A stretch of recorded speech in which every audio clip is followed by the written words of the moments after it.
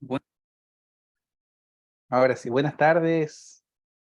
Buenas tardes, mis hermanos. ¿Cómo están? Espero que estén todos bien. De a poquito se Hola, van hola. conectando. Hola, mi hermano. ¿Cómo está? Bien, Gra- gracias. ¿Y ustedes cómo están? ¿Cómo se Bien, encuentra hermano. usted? Gracias a Dios, bien, mi hermano. Bien. En pleno verano, entonces está bien caluroso todavía.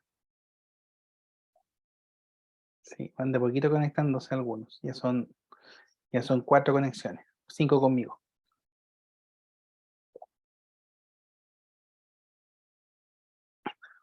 Mm, 6 ahora. Buenas noches, mi hermano Ezequiel. ¿Cómo está? Hola, pastor, gusto verle. Bien, bien, bendecido, bendecido. ¿Y Me usted cómo alegro está? mucho. Bien. También estoy bien, gracias a Dios. Qué bueno. Sí, todos estamos bien.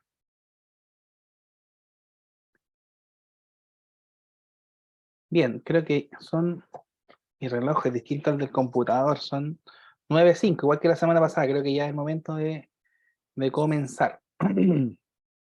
Así que en honor al tiempo y que después corto el tiempo, vamos a comenzar y lo haremos un día más pidiéndole al Señor su asistencia, su bendición sobre nuestras vidas y también que el Señor nos dé sabiduría para entender su palabra, para comprender la escritura. Así que, hermanos queridos, les voy a invitar a que oremos.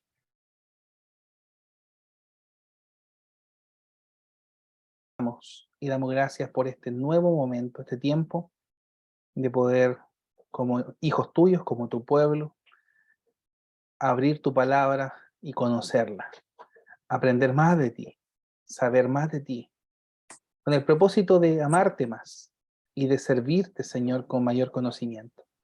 Te rogamos tu asistencia, te rogamos tu bendición, que nos des sabiduría, inteligencia, pero también una vida conforme a tus preceptos, una vida que se someta a tu palabra.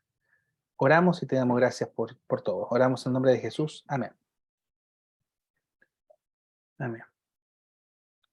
Bueno, mis hermanos, voy a compartir el PowerPoint ah, que hemos trabajado ya desde la semana anterior con respecto de la teología del Antiguo Testamento, ¿ya? Y recordemos esta pregunta que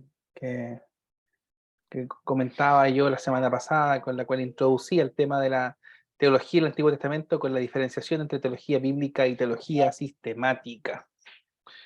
Aquellos que son amantes de la teología, que es la revelación de la palabra del Señor, daremos cuenta que hay, en el estudio de Dios, de la teología, hay diversas áreas, diversos temas que se pueden trabajar, que se pueden estudiar. Y uno de ellos tiene que ver con la teología bíblica. No obstante, esto está, como dice bien Gerardus Voss, está sujeto a la teología exegética, que lisa y llanamente busca el- la interpretación de un texto, ya en su propio contexto, en sus propias palabras. Probablemente usted habrá escuchado el concepto de exégesis.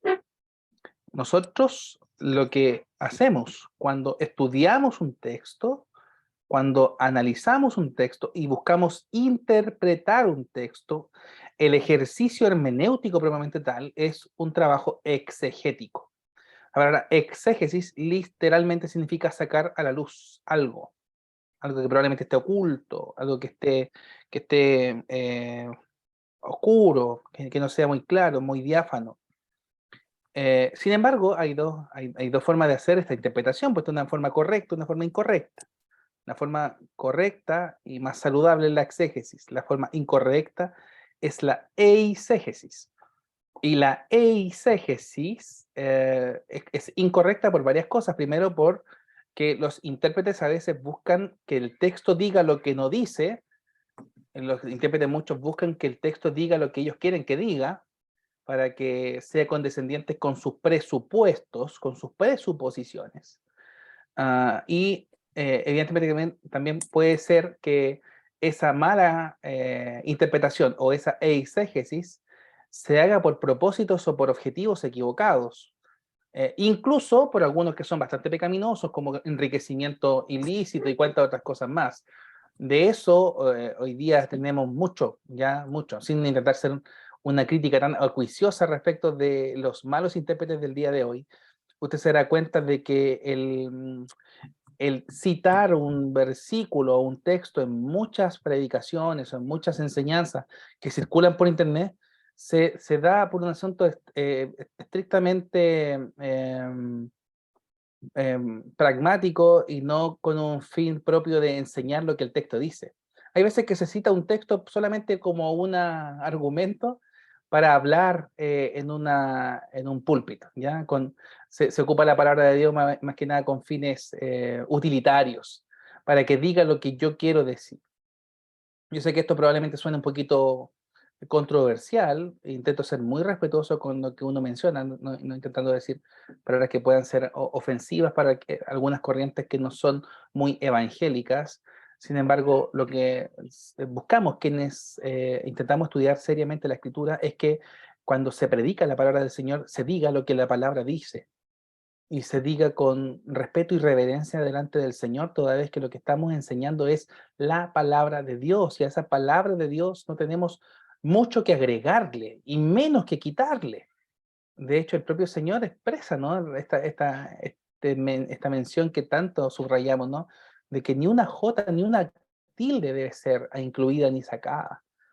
Por tanto, menester de nosotros trabajar seriamente en la interpretación bíblica, el quehacer de nuestra vida cristiana, para que la palabra del Señor sea exhortada con la mayor fidelidad y con la honra que el Señor se le debe. Por tanto, una rama de la teología exegética, una rama de esta interpretación del texto es la teología bíblica, como lo dice en la teología bíblica Gerard Dubos. Y esta teología bíblica, por tanto, es una teología histórica, pero no en la historia de la iglesia, sino en la historia de la redención. ¿De qué manera se unifican los procesos históricos? ¿De qué manera puedo yo revisar los periodos en que se desarrolla la revelación? Los periodos en que se escribe el texto sagrado. Eso es lo que hace la teología bíblica, de alguna forma ver los puntos que tienen en común los tiempos en que se revela la palabra del Señor, el proceso del desarrollo de la palabra del Señor, de la revelación. Y a diferencia de esta teología bíblica que es, por tanto, histórica, tenemos también, por consecuencia posterior, la teología sistemática, cuyo propósito fundamental es unificar en virtud de temáticas lo que la teología bíblica hace en un proceso histórico, ¿ya? De alguna forma lo que busca la teología bíblica es el relato histórico, lo que busca la teología sistemática es el entendimiento de las temáticas que emanan de los procesos históricos. Y ya lo mencionamos la semana pasada, el estudio de Cristo, el estudio de la iglesia, el estudio de la salvación, el estudio del Espíritu Santo, de la Trinidad, uh, y de cuántas otras cosas más, pues, de los últimos tiempos, como hablamos, que lo es la escatología, ya la escatología. Yo sé que hay quienes se acercan a la teología por querer profundizar en temas, ¿ya? Sin embargo, es bueno tener esta antesala de entender esta escatología o cualquier otro tema dentro de un proceso de revelación de la palabra del Señor, ¿ya? Y con el objeto de no hacer incorrectas interpretaciones, ¿ya? Ahora, independientemente de que el Señor se haya revelado en distintos periodos, en distintos momentos históricos, el hilo conductor que subyace a esta revelación en distintos periodos históricos es el mismo, y este es la presentación de Cristo como Señor. Yo lo mencionaba la semana pasada, esta expresión alemana Mitte, que es de alguna forma un hilo conductor que unifica la historia de la redención desde Génesis hasta hasta Apocalipsis, o de todo el desarrollo de la Escritura, tiene distintos énfasis, distintas aristas. Hay algunos teólogos bíblicos que consideran que los principios son unos, otros que son otros, ya lo mencionamos la semana pasada, esta idea de la teología del reino de Goldsworthy, o la teología del pacto de Owen Palmer Robertson, o la teología de la promesa, por ejemplo, que le plantea Walter Kaiser Jr., entre otros muchos, ¿no? Todos estos conceptos se tienen que estudiar con detalle, con detenimiento, con pasión, con temor y temblor también delante del Señor, toda vez que estamos estudiando la palabra del Señor. Y lo reitero una vez más, inerrante e infalible, y para nosotros única regla de fe y de práctica, ¿ya? Así que de alguna forma vengo a resumir un poquito lo extenso que fue esta explicación la semana pasada, que la teología bíblica se diferencia de sistemática en virtud de sus enfoques. Uno está en la historia y el otro en las temáticas, en los temas de la redención. Y avanzando un poco, hay un vistazo a las teologías que nosotros estudiamos, profundizamos un poquito en lo que es la teología sistemática, lo que es la teología histórica, distinto de la teología bíblica, toda vez que da cuenta del periodo de los cristianos, ¿ya? Luego tenemos la teología pastoral y finalmente la teología bíblica, que es, y después la teología, hay otras más también, como la filosófica, entre otras, ¿ya? Y concluimos con este tema, que es la bendición, la expresión baraj, que aparece, como decíamos, en Génesis 12, 1 al 3, 5 veces, donde el Señor, en medio de la desobediencia del hombre, en medio de los fallos, de los errores del hombre, propone, promueve, ¿no?, esa bendición en distintos periodos de la historia primigenia, como lo es en la promesa de una simiente, la promesa de la habitación en tiendas de Sem, y finalmente la promesa de bendición para todo el mundo en Génesis 12, 1, 3. El propósito de Dios de que de toda tribu, lengua, pueblo y nación sea parte de su pueblo, no solo está promovido con fuerza en Mateo 28, 19, en la Gran Comisión, o en el Nuevo Testamento. Fíjense ustedes que la promesa de ese envío del Padre al Hijo ya lo tenemos nosotros en Génesis 3, ¿ya?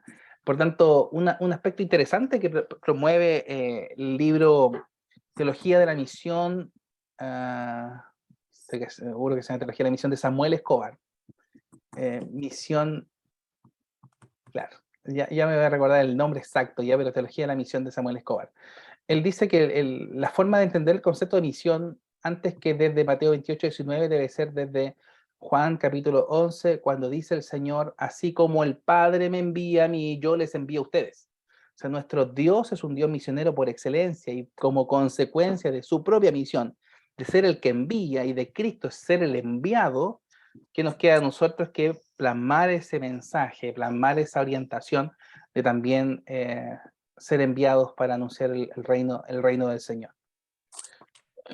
Bien, ahora vamos a profundizar un poco en lo que es la era patriarcal, ¿ya? Y esto yo se lo mencioné hace una semana respecto del planteamiento teológico de Walter Kaiser Jr., ¿ya?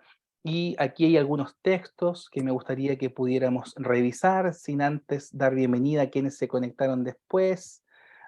Veo varios que están conectados: hermano Hugo, Belén, Ezequiel, ya lo saludé, Cristian, Guillermo, José Ignacio y Pía. Dios les bendiga, mis hermanos. Nos falta alguien más, perdón. Y Víctor Torres. Ya. Veo que está con la mano levantada uno, que es Hugo Chacón. Hermano, no te veo todavía, pero ahora te veo. Hermano Hugo. Profesor, buenas noches, mi hermano y hermanas. No, profesor, yo solamente tengo dos preguntas, si me puede ayudar, referente a la lectura.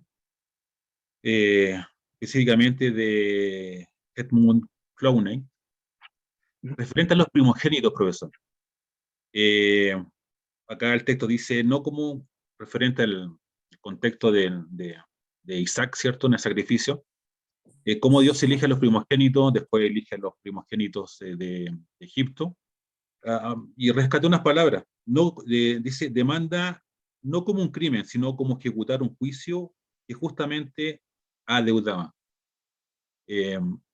Referente a eso, como a los primogénitos, como Dios se toma, obviamente, a Isaac, pero no lo sacrifica, pero sí sigue con la... y en Números, capítulo número 3, versículo 11 y 13, que también sale una referencia. ¿Por qué Dios tiene este trato con los primogénitos? Sería mi primera pregunta. Y la segunda referente a lomos. ¿Qué significa la palabra lomos en Génesis 24:2, cuando habla de que Abraham le dice a un criado suyo que ponga su mano debajo de su muelo?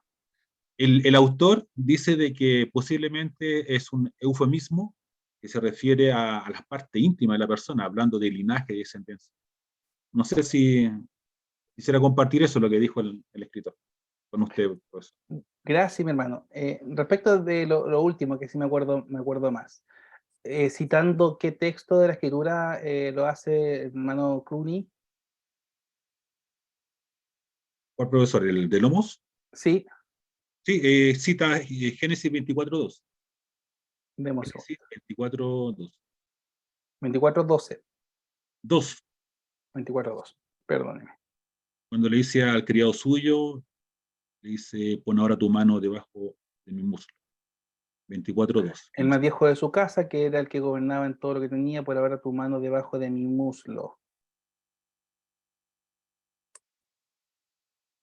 Y también lo repite Ah, el versículo número 9.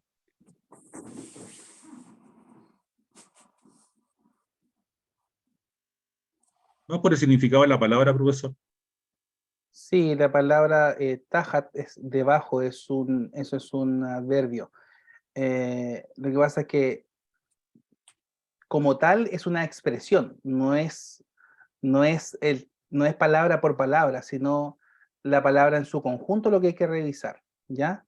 Entonces creo que habría que revisar lo que nos dice al respecto un erudito llamado Moisés Chávez sobre la palabra tajat, citando aquí Génesis capítulo 24, versículo 2, donde probablemente una forma de referirse a eso sea la que bien cita Clooney, pero frente a eso no hay tanta certeza, toda vez que las acepciones, tanto de palabras como de frases, son muy diversas, muy amplias. Yo lo que haría, para quienes no tienen herramientas exegéticas en las lenguas bíblicas, tanto de hebreo como de griego, sería contrastar versiones castellanas respecto de esto mismo. El programa YouVersion, que es un programa gratuito que usted descarga y lo instala en su celular, le permite revisar distintas versiones sobre este mismo versículo, ¿ya? Y algunos son mucho más osados y traducen con ese enfoque, ¿ya?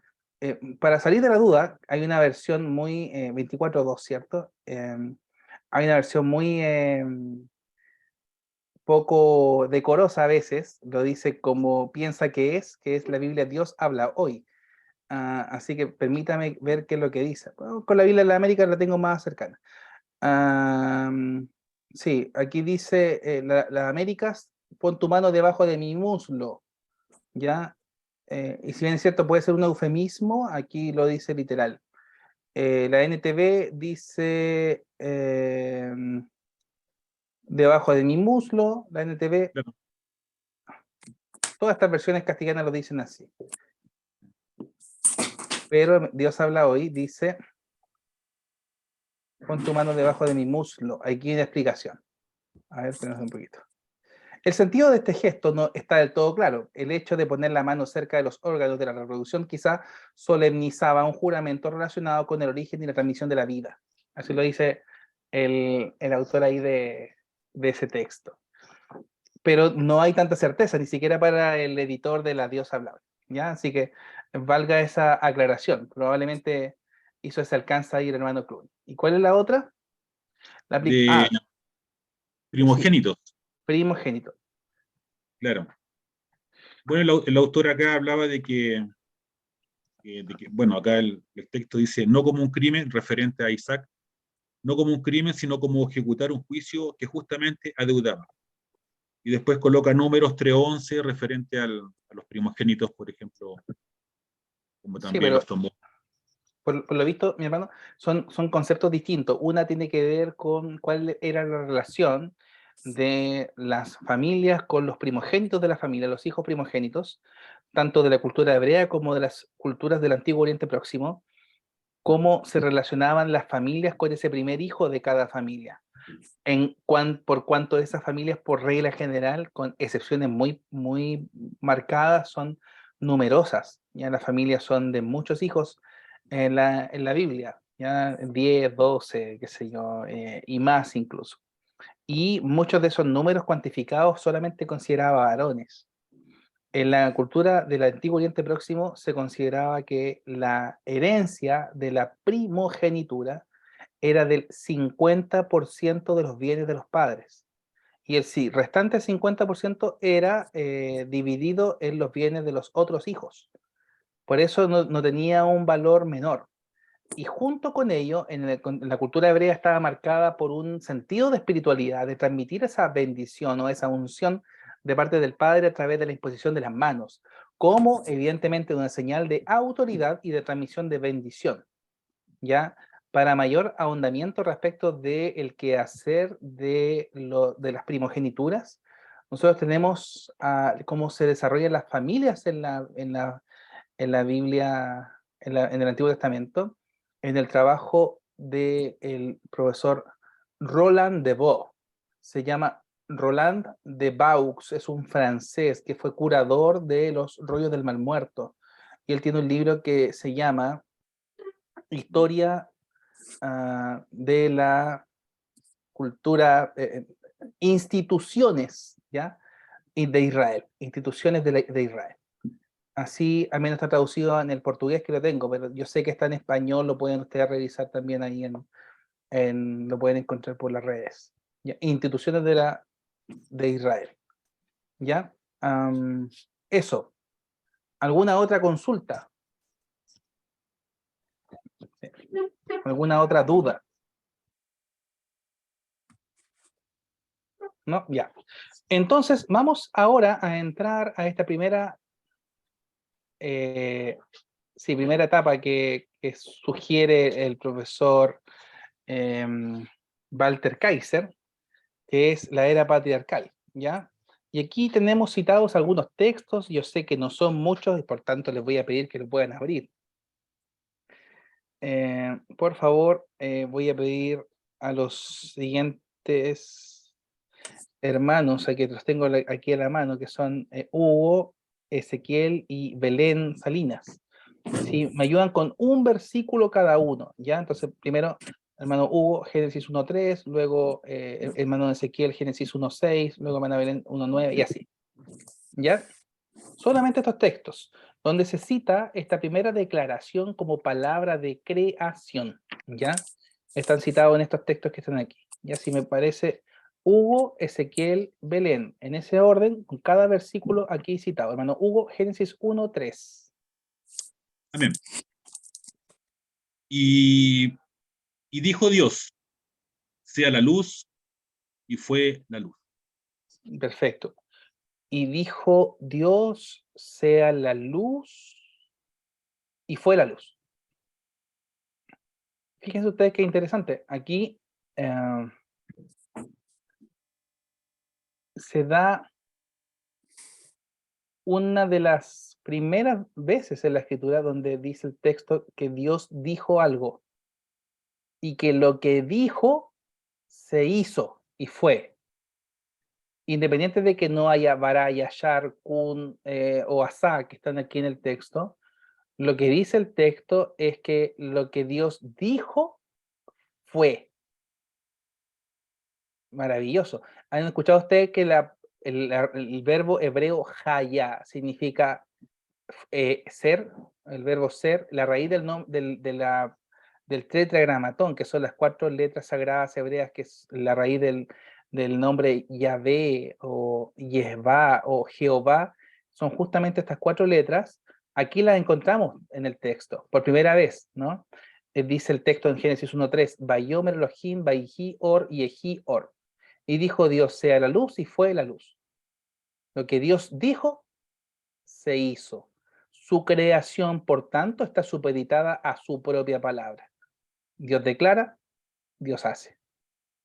Hay una gran abismo de diferencia entre los seres humanos que dicen y no hacen, que dan promesa y no cumplen. Por eso es tan importante para Dios la palabra, ¿no? Que lo que uno diga se cumpla.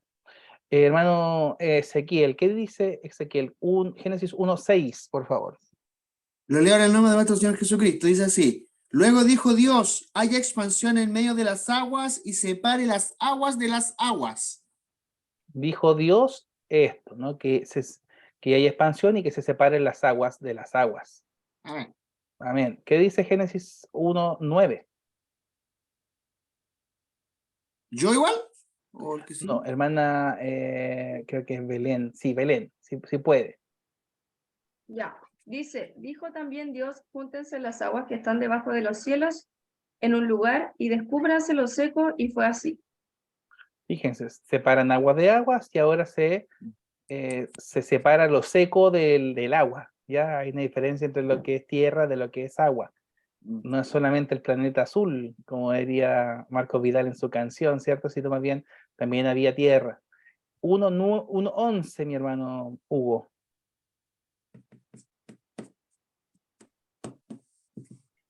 1:11, profesor. Sí, por favor. Génesis 1:11. 1:11. Amén. Después dijo Dios, produzca la tierra hierba verde, hierba que dé semilla, árbol de fruto que dé fruto según su género, y su semilla esté en él, sobre la tierra, y fue así. Amén. Fíjense el énfasis que pone el Señor, aquí no el traductor, eso lo dice el texto hebreo, así fue. Qué interesante, ¿no? De que lo que Dios dijo se hizo, y lo que se hizo fue, en un verbo perfecto, considerando un tiempo pasado. 1:14, hermano Ezequiel, y después la hermana Belén. Amén. Dijo luego Dios, haya lumbreras en la expansión de los cielos para separar el día de la noche y sirvan de señales para las estaciones, para días y años.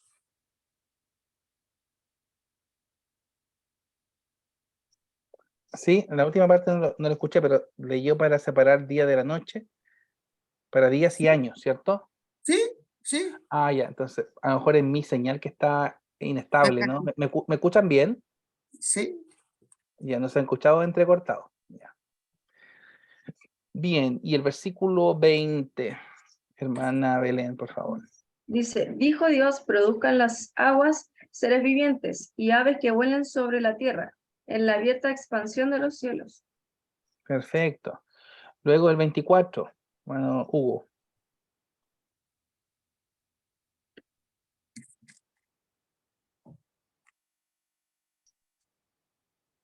Hermano Hugo creo que está con silencio. Amén. Ahora sí. Amén. Versículo 24. Luego dijo Dios, produzca la tierra seres vivientes según su género, bestias y serpientes y animales de la tierra según su especie.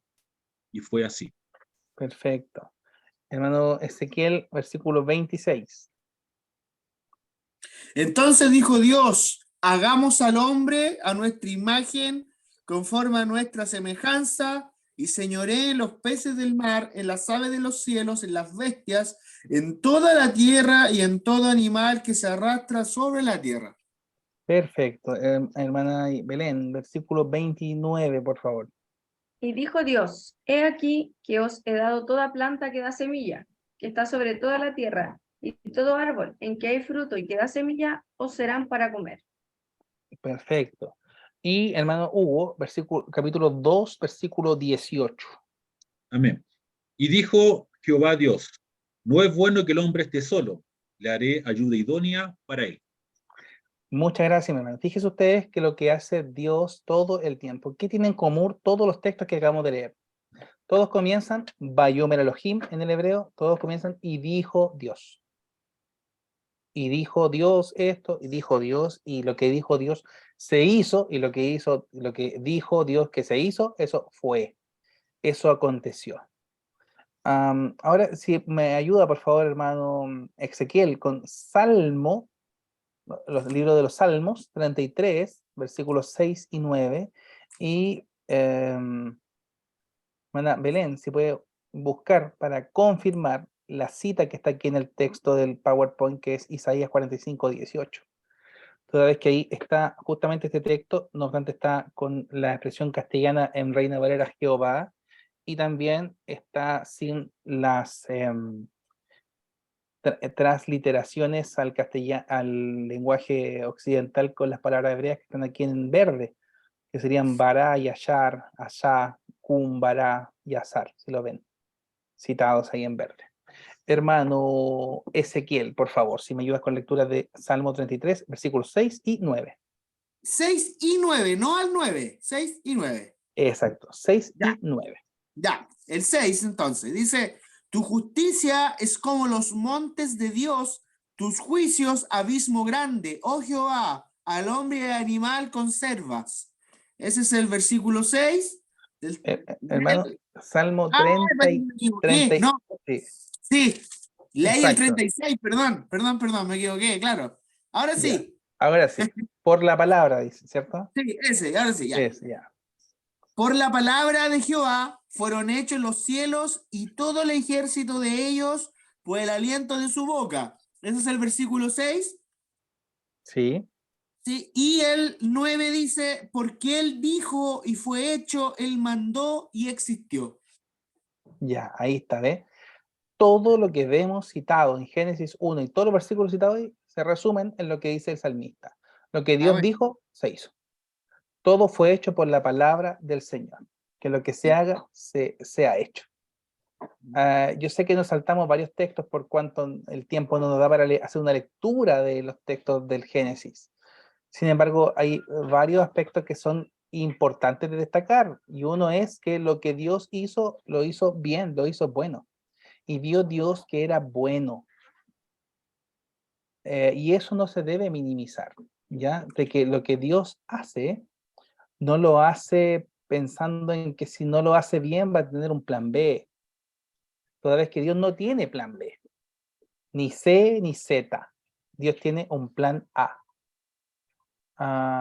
Y todo ese plan está dado por el Señor. Y es perfecto ese plan del Señor. Y vamos ahora, fíjense ustedes, a revisar un versículo en la Biblia donde las 4 palabras que se traducen como hacer,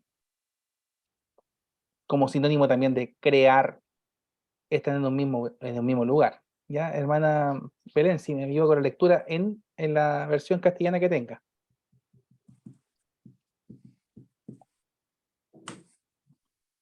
Isaías 45, 18. Ah, ya, se me quedó pegado, parece que mi internet también está medio lento. ¿La Dice, escuchamos bien? ya, porque así dijo Jehová que creó los cielos.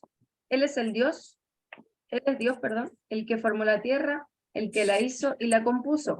No la creó en vano para que fuese habitada, la creó. Yo soy Jehová y no hay otro. Perfecto. Qué maravilla. Yo soy Jehová y no hay ningún otro.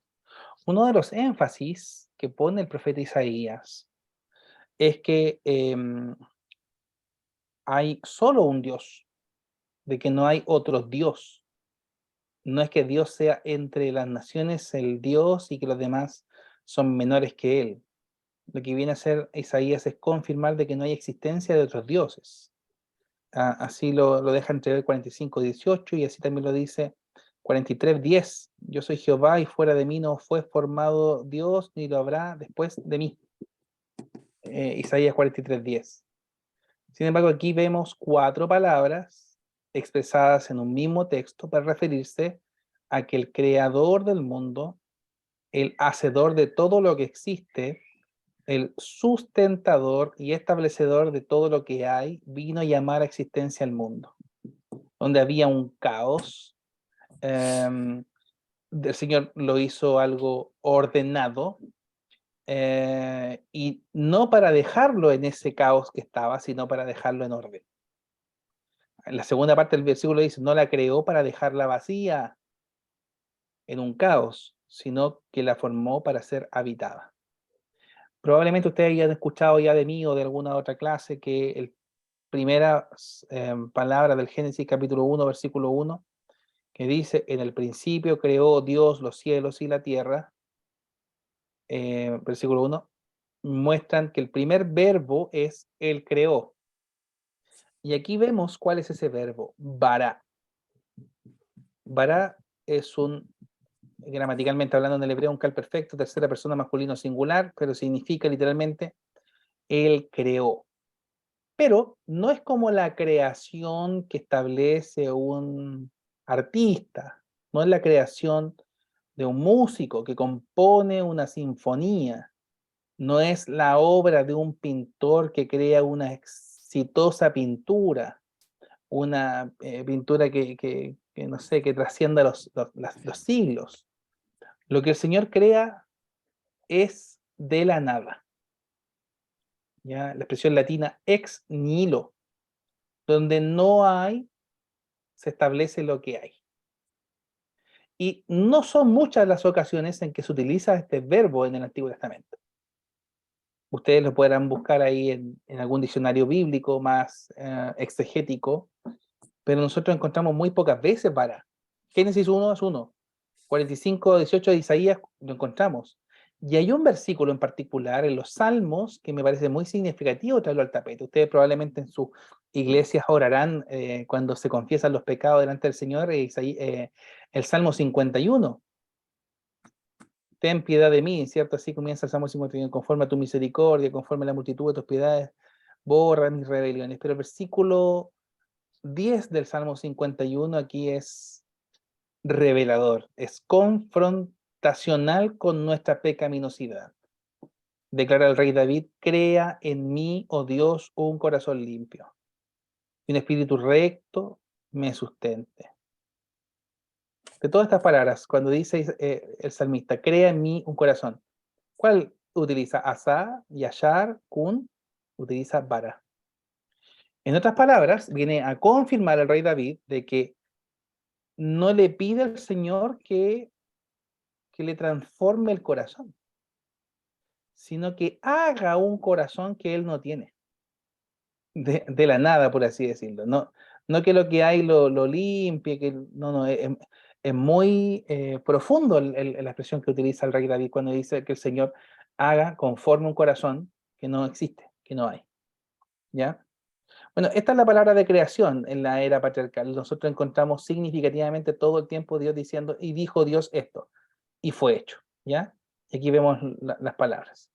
Pero en el Antiguo Testamento, en la era patriarcal, no solamente encontramos con fuerza la palabra de creación, también encontramos con fuerza la palabra de bendición, la abreviatura ahí en hebreo baraj, que significa crear. Sin embargo, en Génesis 1, 26 y 28 encontramos algunas características de esa bendición a su creación.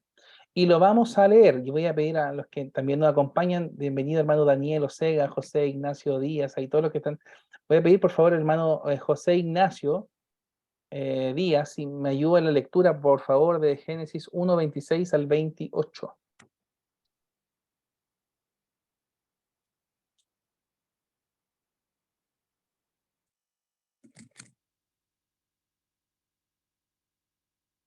Y mientras tanto, voy a pedir al hermano Víctor Torres que me ayude con la lectura de Génesis 2:3.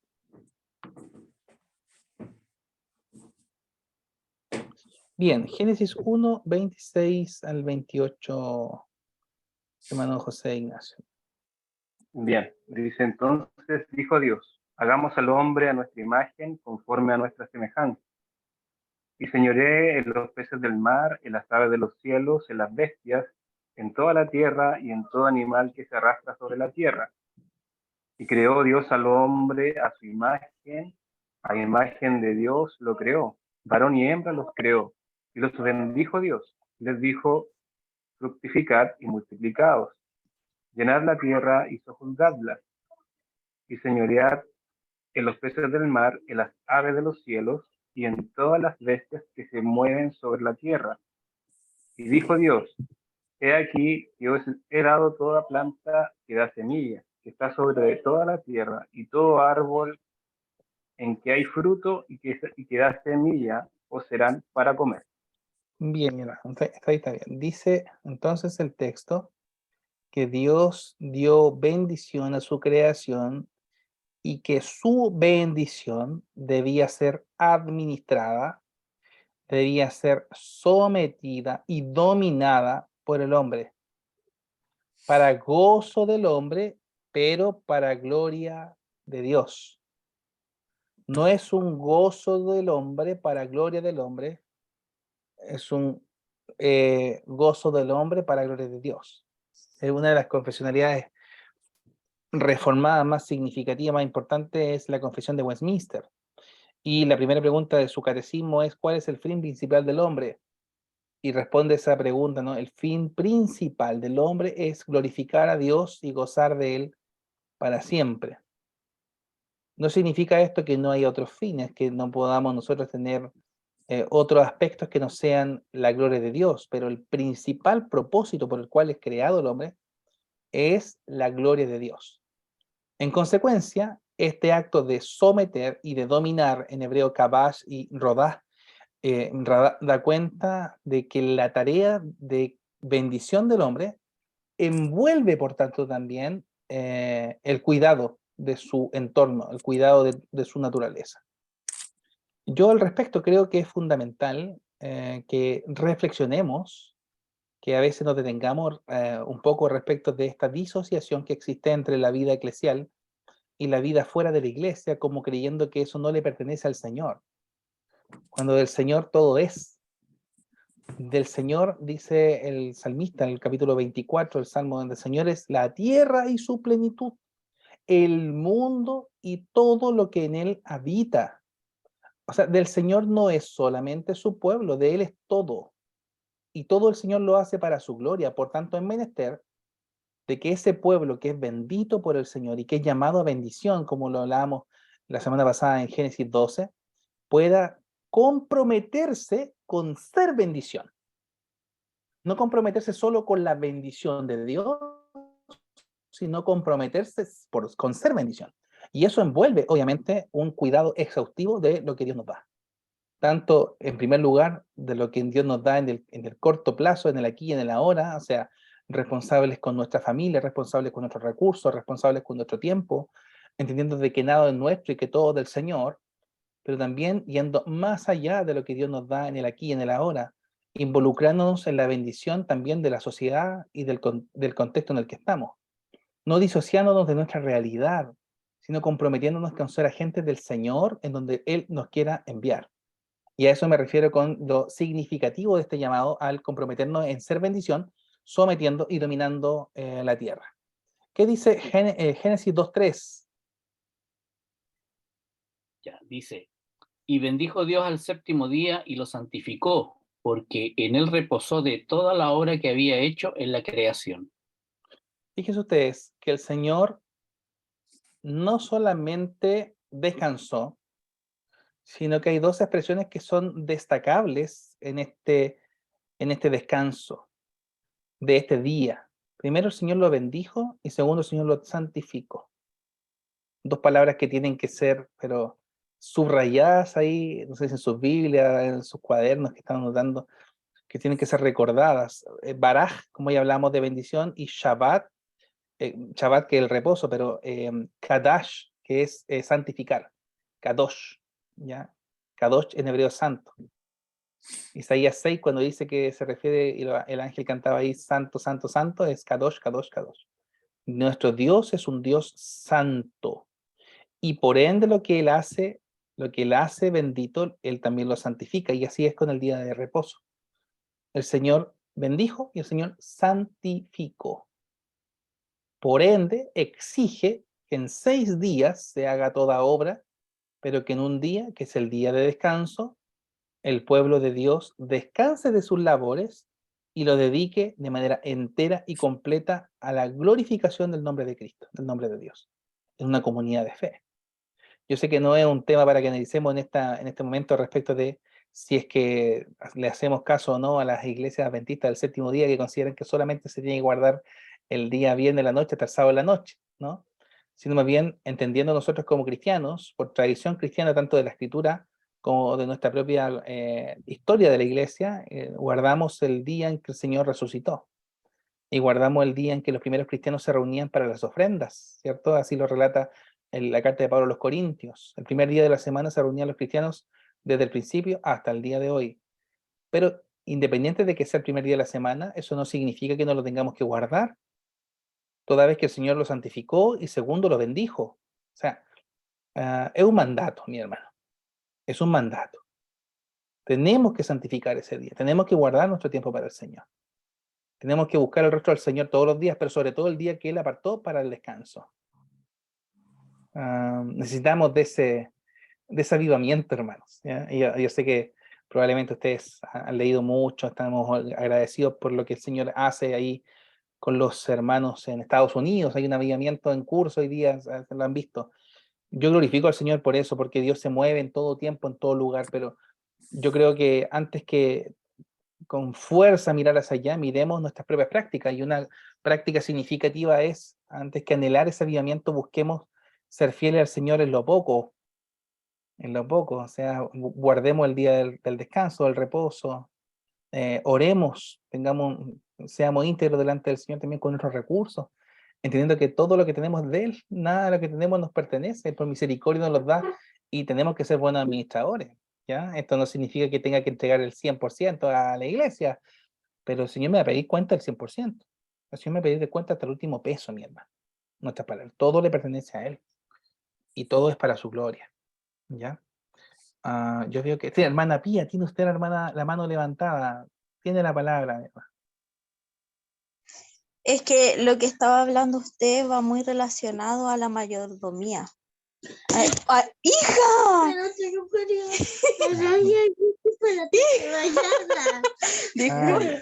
No se preocupe. Hija, basta. Eso va relacionado al concepto de mayordomía. Justamente. Gracias, mi hermana. Sí, sin embargo, a veces creemos que la mayordomía es un tema expuesto con fuerza en el Nuevo Testamento, pero fíjense ustedes que el texto de Génesis 1:26 nos dice literalmente que hay que ser mayordomo. O sea, es tarea del hombre multiplicar y fructificar, por tanto es menester de esa multiplicación, de esa fructificación en la labor administrativa. O sea, no nos puso el Señor para que estemos a nuestra propia suerte, ¿no? A nuestra propia merced, o a nuestra propia voluntad, sino que también lo hagamos sobre la base de los preceptos del Señor, ¿ya? Ese tipo de mayordomía es la que Dios quiere de nosotros. Bien, hablamos sobre palabra de creación, en la etapa de la promesa, en la etapa patriarcal, también la palabra de bendición, y ahora vamos a profundizar un poquito en las palabras de promesa. Y hay algunos textos que vamos a ir leyendo. Hermano Víctor, sí. Hermano Víctor, si me ayuda por favor con estos dos textos que están aquí citados, Génesis 3:1 y Romanos 16:20. Génesis 3:1. Dice: pero la serpiente era astuta más que todos los animales del campo que Jehová Dios había hecho, la cual dijo a la mujer: con que Dios os ha dicho, no comáis de todo árbol del huerto. Bien. Perfecto. Y Romanos. Romanos 16:20, que de alguna forma viene a interpretar lo que dice Génesis 3:1. Ya, Romanos 16:20. Y el Dios de paz aplastará en breve a Satanás bajo vuestros pies. La gracia de nuestro Señor Jesucristo sea con vosotros. Fíjense ustedes que esa palabra de bendición, dado aquí en el texto, para la simiente de la mujer, de alguna forma viene a dar un juicio contra la serpiente, un juicio contra Satanás. Y lo confirma el apóstol Pablo, que en breve va a ser aplastada la cabeza de Satanás. Y esta es una palabra profética tanto de juicio y liberación dirigida a la serpiente en Génesis 3, 14, 15 aquí, a la mujer en el versículo 16 y al hombre en el versículo 17 al 19. O sea, Dios interactúa con ellos en ese relato. Y la razón para la maldición se establece en cada caso. Primero, vemos a Satanás engañando a la mujer. Luego vemos a la mujer escuchando a la serpiente. Y vemos al hombre escuchando a la mujer. Y después argumentando de la mujer que me diste, ¿no? Diciendo a Dios que literalmente era culpa de ella, como que si él no tuviese responsabilidad. Y fíjense ustedes que ninguno de ellos escucha a Dios. Entonces, la primera palabra de promesa nosotros encontramos aquí es con la simiente del Señor, ¿ya? Vemos también una palabra de promesa en Génesis capítulo 6 y 9, donde se da el relato previo al diluvio de Noé, ¿ya? Aquí dice que expresamente, refiriéndose que esa bendición vendría por el hijo de Noé, llamado Sem, ¿ya? Por eso son un pueblo semita, ¿ya? Porque ser descendientes de Sem. El Dios de Sem, la bendición divina de sean fructíferos y multiplíquense y llenen la tierra, se repite de nuevo con Noé, su esposa, sus hijos, sus esposas y a cada ser viviente en la tierra y en el mar. Ahora vemos esta declaración de bendición y también de juicio. La palabra de juicio y salvación alcanzó su punto culminante en lo que ocurrió después de la segunda crisis de la tierra, o sea, después del diluvio. Vino por medio de Noé, después que él supo lo que su hijo Cam hizo cuando dormía bajo los efectos del yayin. En hebreo es vino, yayin. ¿Ya? Veo que hay más conectados. Voy a pedir, por favor, al hermano Daniel Osega, si me ayuda, por favor, buscando el texto de Génesis 8:17 y Génesis 9:1 al 7, por favor.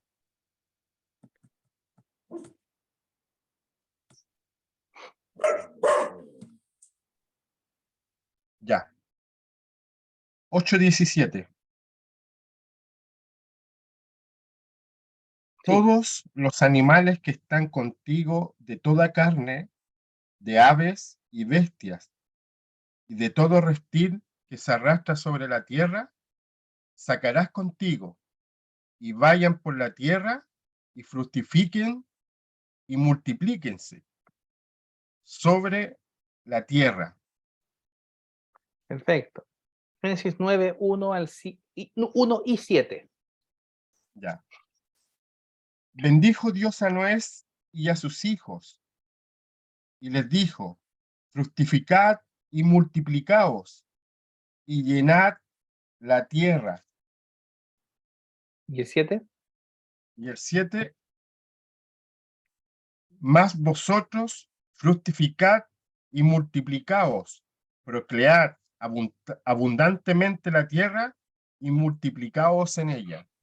Muchas gracias. Muchas gracias, hermano. Uno en el siglo XXI diría, lo que hizo ahí el editor del texto fue copiar y pegar lo que está en Génesis capítulo 1, ¿cierto? En siglo XXVI. Uno dice, ¿dónde escuché esto antes? ¿A quién se lo dijo? Bueno, Dios se lo dijo a Adán. Pero Adán y su mujer desobedecieron al Señor. Por tanto, esa promesa de bendición en Adán, obviamente no se cumple por causa de su pecado. En segundo lugar, no se cumple en Noé por causa, o sea, los hombres circundando a Noé por causa de su desobediencia también al Señor. Y vemos que hay una bendición expresa aquí para Sem y para las bestias que están en el arca, ¿no? Una vez más vemos esta declaración de bendición y también de fructificación y de multiplicación. Bueno, así como vimos esa palabra de bendición en Génesis 3, la vemos en Génesis 6 y 9, y también la vemos en Génesis 12, 1 al 3. Y aquí voy a pedir al hermano Guillermo Núñez, si es posible, por favor, buscar Génesis 12, 1 al 3. Y si hermana Pía me ayuda en la lectura de Génesis 11, 4. Génesis 11, 4.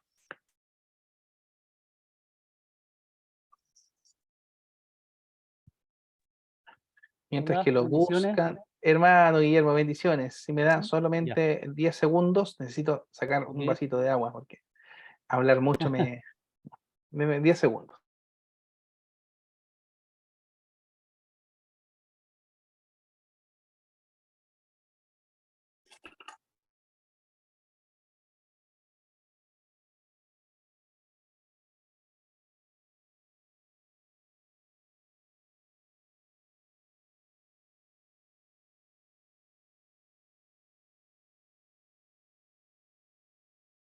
Ahora sí.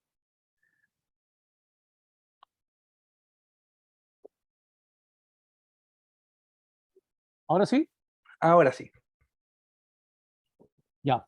Génesis capítulo 12, del 1 al 3. Pero Jehová había dicho a Abraham, vete de tu tierra y de tu parentela, de la casa de tu padre, a la tierra que te mostraré. Y el verso 3, ¿cierto? Bendeciré los que te bendijeren y a los que te maldicen, maldeciré. Hermano, ¿puede leer por favor el 2 también? 2 y 3. Ah, ya, ok. Y haré de ti una nación grande y te bendeciré y engrandeceré tu nombre y serás bendición. Bendeciré a los que te bendijeren y a los que te maldijeren maldeciré y serán benditas en ti todas las familias de la tierra. Perfecto. Fíjense ustedes, lo hablamos la semana pasada de manera bien sucinta, ahora un poquito más profundizada, de que lo que hace el Señor es declarar bendición de manera insistente en estos 3 versículos. Dice, el Señor dice, vete de tu tierra, de tu parentela, y haré de ti una gran nación, y desde versículos 2 y 3 empieza a dar esta palabra de bendición, de que en Abraham serán benditas todas las familias, todas las naciones. Otra palabra para referirse a eso también podría ser las etnias, todos los pueblos, lo que expresa el Nuevo Testamento con mayor fuerza, refiriéndose a que de toda tribu, pueblo, lengua y nación reconocerán al Señor. El texto nos dice que todos los hombres y las mujeres de la tierra, de todo tiempo y lugar, van a ser de Él. Pero sí dice que de todo tribu, pueblo, lengua y nación vendrán al Señor. O sea, de alguna forma viene a dar una promesa de universalidad de esa bendición. No es el plan de Dios estrictamente geográficamente definido por Israel, por la nación israelita, sino más bien el Israel espiritual, como lo expresa Pablo a los romanos, el Israel del Señor que le pertenece a Él desde todo lugar. Esto viene como consecuencia de la maldición o de la confusión que causa este menester del hombre de querer alcanzar a Dios con una torre. Se piensa desde la arqueología que este fue un trabajo del hombre para generar un zigurats. ¿Sabes lo que son las zigurats?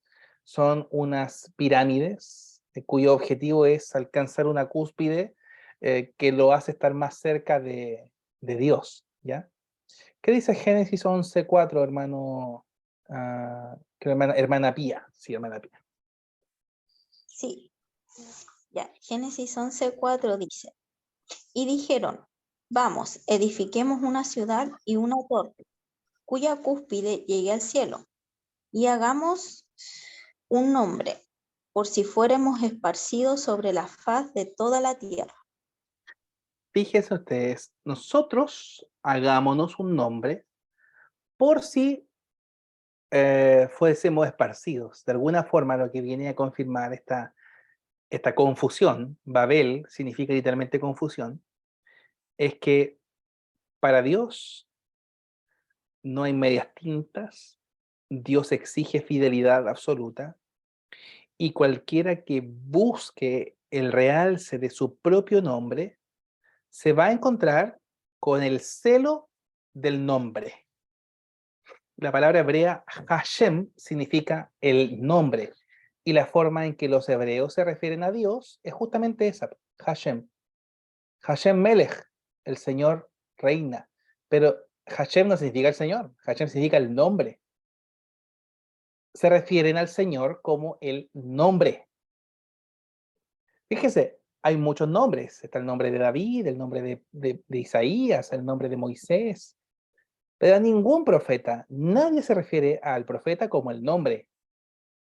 Por eso es tan interesante que Génesis 11:4 declara expresamente de que el hombre busca hacerse un nombre, por el significado que eso tiene para ellos. El hacerse un nombre supone un realce, una mayor autoridad, con mayor fuerza. Veo aquí que, hermano José Ignacio, claramente Génesis 1:12, 1:3 habla del pacto abrámico, del pacto de Dios con Abraham. Sin embargo, mi hermano José Ignacio, el pacto de Dios con Abraham también lo encontramos con las señales que establece el Señor. con sus pactos con los hombres. Y eso lo encontramos más adelante cuando la señal del pacto de Dios con Abraham es justamente la circuncisión de su hijo. Ah, hay varias cosas que esclarecer desde el comentario que hace aquí mi hermano querido José Ignacio. Y tiene que ver con el concepto del pacto. El pacto es literalmente un compromiso de parte de Dios de relacionarse con un pueblo. ¿Cómo defino yo un pacto? El pacto se define como un compromiso, como un testamento relacional entre un Dios con su pueblo. Nunca es el pueblo el que toma la iniciativa en el relacionamiento. Siempre es Dios el que toma la iniciativa en ese relacionamiento. Por tanto, no venimos nosotros a hacer un pacto con Dios, es Dios quien viene a establecer un pacto y quien viene a estipular las condiciones en que se va a llevar a cabo dicho pacto. Y nosotros vemos en la Escritura que se unifica el criterio de los pactos en uno. Y si se resume así, y es, yo soy vuestro Dios, dice el Señor, vosotros sois mi pueblo, y yo voy a habitar en medio de ustedes. ¿Quiere usted saber cuál es el pacto de Dios? Esto, Dios declarando, yo soy vuestro Dios, Dios declarando, ustedes son mi pueblo, y Dios declarando, yo habitaré en medio de ustedes. Qué señal más maravillosa que el Señor esté en medio del tabernáculo, que el Señor esté en medio del templo, que el Señor esté en medio de las tribus. En otras palabras, que Dios se está relacionando con su pueblo en medio de ellos. No es solamente un Dios trascendente que está en los cielos, es un Dios inmanente que está en medio de su pueblo y que los acompaña aún en las mayores penurias, las dificultades, las debilidades, en el desierto. Ahí está el Señor.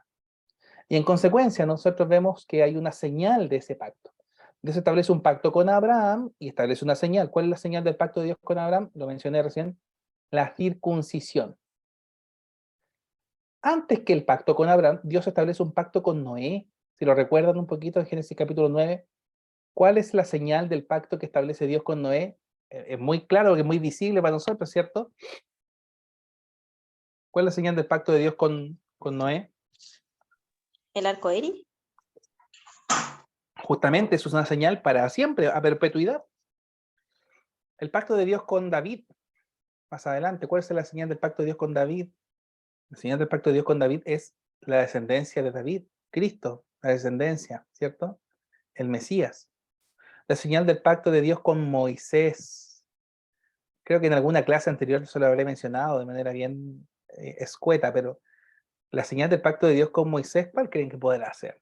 Sé que se le va a venir a la mente una frase, pero por regla general esa frase no es. ¿Quién va a decir ahí algo? Dígalo más. Las tablas de la ley no es la señal. No. La señal del pacto de Dios con Moisés es el sábado. Así lo detalla el texto de Éxodo, capítulo 24. Ya lo vamos a ver un poquito más adelante. Pero Dios expresa que la señal del pacto de Dios con Moisés es justamente el sábado. Por eso, una y otra vez, cuando Dios establece pactos, establece también símbolos y sellos de ese pacto. Por eso, como buen reformado, está convencido de que los sacramentos, tanto el bautismo como la cena del Señor, son signo y sello del pacto de gracia. Un signo que representa el compromiso de Dios de relacionarse con su pueblo. Así fue con Abraham, así fue con Moisés, con David, con Noé. Así es con nosotros. Dios diciendo, este es el nuevo pacto en mi sangre, y levanta la copa. Haced esto todas las veces que la vivierais en memoria de él. ¿Qué más claro para nosotros que es la cena del Señor? Un signo y un sello de ese pacto de Dios con su pueblo. Bien. En la era, yo sé que puedo adelantar, pero quisiera saber si hay alguna pregunta, algún comentario, mis queridos hermanos, sobre estos temas. No, no, bien.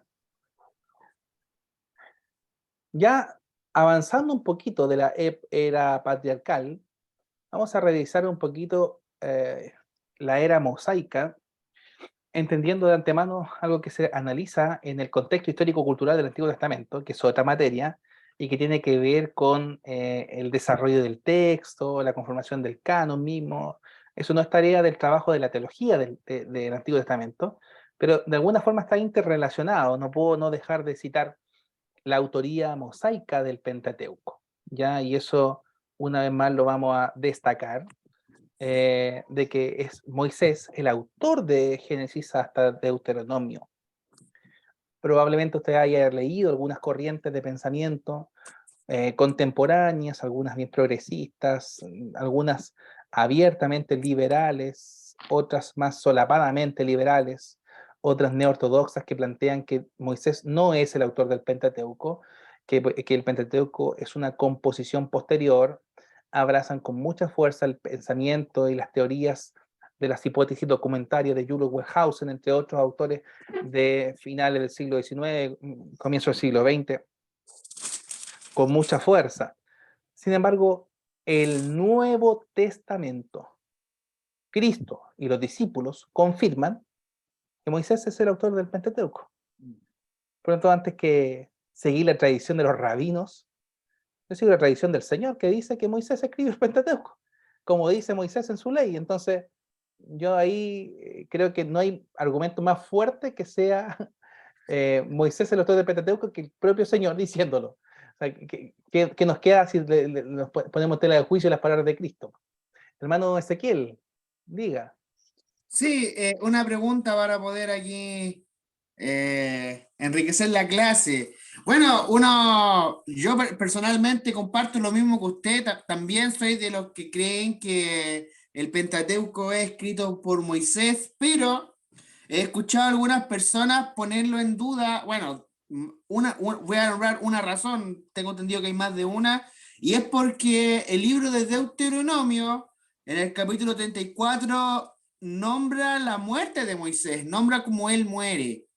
¿Cómo podemos explicar esto de que Moisés escribe su propia muerte? ¿Cómo podemos dar una respuesta a las personas que dicen que él no pudo haber escrito esto? ¿Será que escribe casi completo el Pentateuco y quizás estos capítulos a lo mejor lo escribe otra persona, a lo mejor Josué o alguien? ¿O será que lo escribió él? ¿Qué piensa usted? Yo pienso que la autoría es mosaica, lo que no supone necesariamente que sea el redactor de cada palabra, frase o texto que está ahí. Hay dos cosas que son dignas de destacar aquí, mi hermano. Y una es que el concepto de autoría no necesariamente supone el concepto de redacción. Un ejemplo muy claro es el ejemplo de los textos de Jeremías. No es Jeremías el que escribe. Aquellos que hemos leído los textos proféticos es Baruch. Es el escribano de Jeremías el que escribe. Por tanto, aquí cabe destacar esta idea, ¿no? De que no siempre la autoría supone necesariamente redacción. Y en segundo término, lo que significa autoría tampoco necesariamente supone haber escrito de primera fuente, de primera visión, lo que está en un texto. El mejor ejemplo para esto es lo que hace Lucas en el Evangelio, cuando comienza relatando el Evangelio. Después de haber, estoy parafraseando lo que dice ahí Lucas capítulo 1, versículos 1 al 3, pero después de haber indagado exhaustivamente todos los hechos que acontecieron, te los vengo a presentar en orden, oh excelentísimo Teófilo.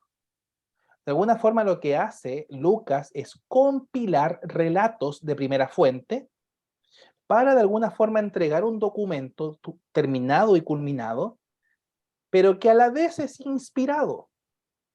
Y esto de alguna forma viene a graficar de mejor manera lo que aprendíamos en hermenéutica, que es que la inspiración de la escritura es plenaria y es verbal. En otras palabras, no es Dios quien toma la mano de un hombre mecánicamente escribiendo lo que él quiere que escriba, sino que la experiencia de ese propio autor, la experiencia de ese propio recopilador también es vaciada en el relato, en el texto. Y es por eso también que debe considerarse que Moisés es el autor de Génesis sin haber vivido en el tiempo de los patriarcas, sin haber estado ahí con Abraham, con Noé, con Adán. Evidentemente que todos esos relatos eran previos al tiempo en que Moisés escribe, pero la función de Moisés en Génesis es la de un compilador, la de un editor. quien viene a entregar ese libro, también como siendo inspirado por el Señor. Misma cosa ocurre con los últimos relatos de la vida de Moisés. No es Moisés el que escribe, porque es un principio fundamental de que nadie puede escribir después de muerto. O sea, es difícil que se haya Dios usado la mano de Moisés estando en la tumba. No, no. Sabemos que con mucha certeza haya sido Josué, ¿cierto? O los amigos de Moisés, probablemente Aarón, si no mal recuerdo. Entonces, obviamente que no es Moisés, pero el autor del Pentateuco es Moisés, por excelencia, ¿ya? Por eso incluso algunas corrientes no tan conservadoras plantean la idea del hexateuco, de que es imposible leer el Pentateuco sin considerar a Josué, porque es una continuidad de lo que venía aconteciendo previamente. O sea, no se puede leer el Pentateuco sin Josué. Y por eso también las corrientes progresistas, también muy poco conservadoras, plantean la idea de un tetrateuco. O sea, en otras palabras, que el del Pentateuco no debe ser leído como 5 libros, sino como 4, y el último como una compilación. De ahí esta idea de deuteronomio, significa literalmente una segunda ley, una compilación de la ley. No está de más decir de que la segunda ocasión en que encontramos detalladamente el decálogo es en Deuteronomio. La diferencia que ya no estamos frente a las faldas del Sinaí, sino que estamos en las llanuras de Moab, donde el Señor nuevamente les repite a través de Moisés las palabras dadas en el Sinaí. Yo soy Jehová tu Dios, que te saqué de tierra de Egipto, de casa de servidumbre, no tendrás dioses ajenos delante de mí, y así sucesivamente. ¿Ya? Así que no sé si, hermano Ezequiel, he respondido a tu pregunta, espero que sí. Bien, vamos entonces a revisar estos textos que están aquí, vamos a volver a los que habían leído. Voy a pedir, por favor, hermano Hugo, si me ayuda, por favor, hermano Hugo, con Éxodo 12:40. Bien, como Romanos en tercio, con tercio. Muy bien, hermano José Ignacio, recién veo el comentario muy asertivo.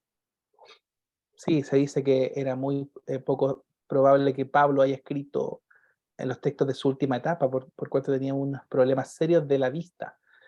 Sin embargo, eso no supone que ese sea su aguijón de la carne. Fíjense ustedes cuando el apóstol Pablo relata esa expresión, bástate de mi gracia, porque mi poder se perfecciona en la debilidad. Hay quienes le han dado un nombre a esa debilidad o a ese aguijón como siendo la ceguera. Y fíjense ustedes qué interesante que el apóstol Pablo no detalla ahí cuál haya sido ese aguijón. Y es justamente para que no enfaticemos en el aguijón, sino en el principio que subyace esa expresión. Que la gracia de Dios te sea suficiente, sea cual sea la dificultad. ¿Por qué? Porque ha dado pie para mucha especulación, que no, que era una ceguera, o que era la suegra, que se o que era calvo. Algunos dicen que no, que Pablo era calvo, ese era un aguijón, imagínense. Y cuánta otra cosa, era muy bajito. No. Fíjese que el texto no dice nada.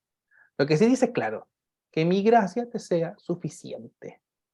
Que mi gracia te sea suficiente. No dé más cosas contra el aguijón, no sigas quejándote, ni siquiera sigas orando con gozo por el aguijón, no. Que la gracia de Dios te sostenga, que mi gracia sea suficiente. ¿Qué dice Éxodo 12:40? Sí, deme un segundito, por favor. Deme un segundito.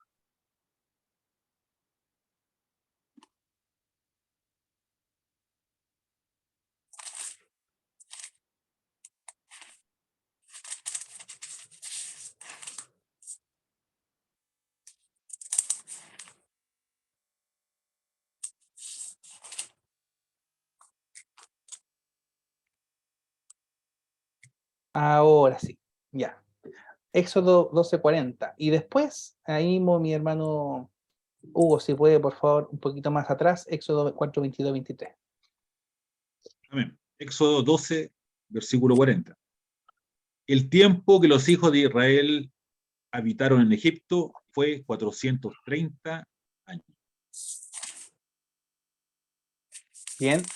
Y Éxodo 4:22. Versículo 22, 23. Y dirás a Faraón, Jehová ha dicho así, Israel es mi hijo, mi primogénito. Ya te he dicho que dejes ir a mi hijo, para que sirva, mas no has querido dejarlo ir. Y aquí yo voy a matar a tu hijo, primogénito.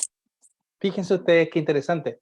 Uno pensaría que cuando lee de manera bien superficialmente el texto, no le pone el énfasis que lo estamos poniendo ahora cuando dice el texto que el que está siendo liberado no es necesariamente el pueblo de Israel, sino el hijo de Dios. Mi pueblo, mi hijo, deja ir a mi hijo. Y Faraón dice, no dejaré ir a tu hijo. Esa relación de Dios con su pueblo, llamándole mi hijo, no deja de ser interesante de destacar desde la relación de Dios con Moisés y con Israel. ¿Ya?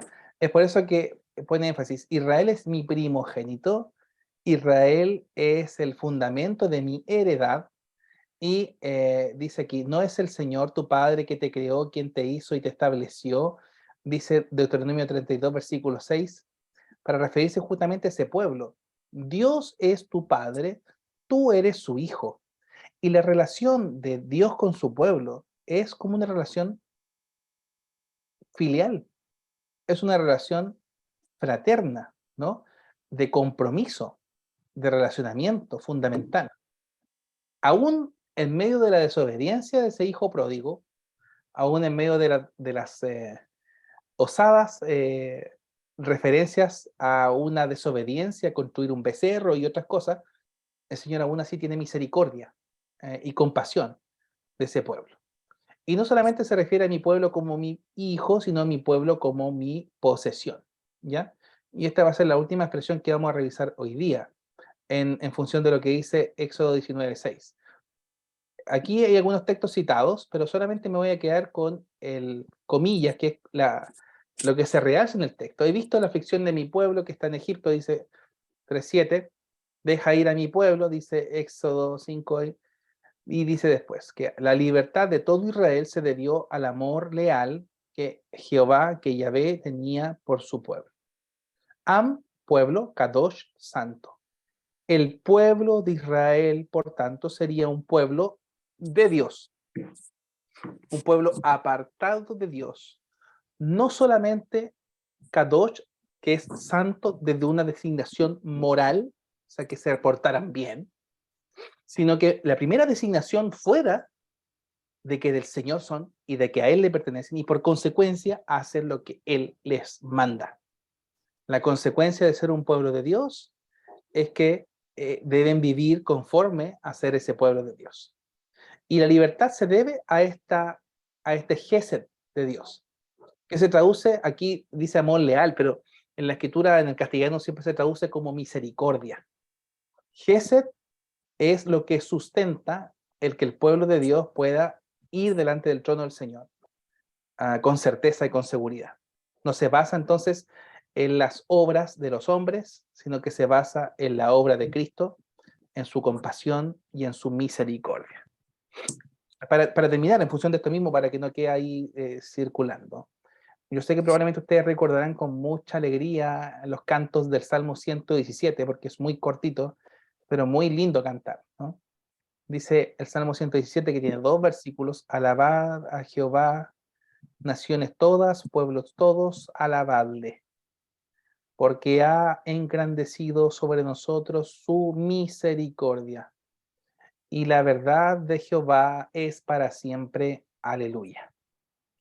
Lo que recitamos es un himno desde la clasificación de los salmos, por cuanto tiene 3 expresiones que tienen que ser subrayadas. Primero, un llamado a la alabanza. Segundo, la razón por la cual estamos alabando, que es donde vamos a enfatizar estas 2 ideas de misericordia y verdad, o misericordia y fidelidad en castellano. La misma se usa de manera indistinta, fidelidad, verdad. Y finalmente un llamado a la alabanza. ¿Cómo sé que hay un llamado a la alabanza al principio? Porque dice alabad a Jehová. Ese es un llamado. ¿Y a quién llama? A Israel. Judá. ¿A quién llama? Naciones, todas, pueblos, todos. Uno creyera que esta misión está puesta en el Nuevo Testamento, ahí en la Gran Comisión. Fíjense ustedes que no, que es el Salmo, escrito promedio 1000 años, 800 años antes de Cristo, para que el pueblo de Israel cante de que a Dios le deben cantar, alabar todas las naciones. O sea, nunca estuvo en el corazón del Señor que solamente Israel cantara. Siempre estuvo en el corazón del Señor que las naciones le declararan Señor. Y la razón por la cual es este llamado es porque el Señor ha engrandecido sobre nosotros su Gesed, aquí en hebreo, misericordia. Y su fidelidad o su verdad es para siempre. Dios no es fiel a veces. Dios es fiel siempre. Y no son 2 ni 3 las veces en que la palabra Gesed está acompañado con esta otra palabra, que significa verdad, sino que son infinitas las veces en que el Antiguo Testamento utiliza Gesed y Emet, que es misericordia y verdad en la Escritura. Y aquí lo encontramos, como se lo digo yo en Génesis, en Salmo 117. Y para que no se nos olvide, y para que no se le olvide el pueblo de Israel, Dios dice una vez más, aleluya, que significa alaben al Señor. ¿Qué nos queda a nosotros? Entendiendo que Dios declara una palabra de bendición para su pueblo, Dios demanda una palabra de creación desde el principio, también Dios llama a su pueblo, su hijo, y segundo, su posesión y su heredad. Y por consecuencia, no solamente de un aspecto moral, sino desde el quehacer de la vida del pueblo, debe vivir para la gloria de Dios en todo su quehacer, en toda su vida. Mis hermanos, próxima semana seguimos con el sacerdocio real, que es un tema maravilloso, tiene mucho que ver con lo que dice el Nuevo Testamento, algunas traducciones castellanas también de Apocalipsis, cuando dice que el Señor nos hizo reyes y sacerdotes, que también vamos a conversar en la próxima semana, pero cada día tiene su propio afán, cada día tiene su propio mal. Así que agradezco al Señor por este tiempo. No sé si hay alguna consulta para cerrar esta jornada. Profe, Sí, mi hermano Daniel. profesor, solo cortito nomás, el hermano Moisés me pidió que lo excusara porque no pudo entrar, eso, No para se preocupe. cumplir con ese... Gracias por la excusa, hermano Moisés. Un abrazo para él. Va a escuchar después la clase, así que, hermano Moisés, Dios le bendiga. ¿Nadie más? No, ya. Oremos entonces, pues, mi hermano. Demos gracias al Señor por lo que nos permite vivir en esta hora. Voy a pedir al hermano Guillermo Núñez, por favor, si nos puede dirigir una oración para cerrar esta clase, por favor. Amén.